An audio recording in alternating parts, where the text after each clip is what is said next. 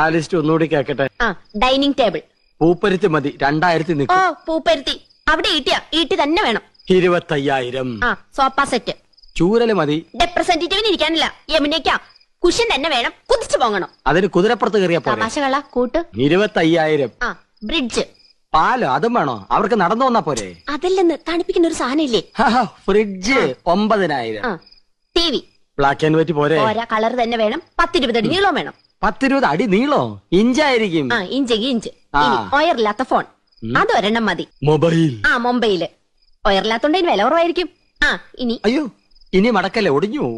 തൽക്കാലം ഇത്രയൊക്കെ മതി. മതി. ഇനി ഇതിന് പണം ഉണ്ടാക്കാനുള്ള വകുപ്പും കൂടി പറഞ്ഞു തന്നെ. മൊത്തം പണം കൈ വെച്ചോണ്ടാണോ എല്ലാരും ഇതൊക്കെ മേടിക്കുന്നത്? ഇൻവെസ്റ്റ്മെന്റ് വാങ്ങണം. ഇൻസ്റ്റാൾമെന്റ്.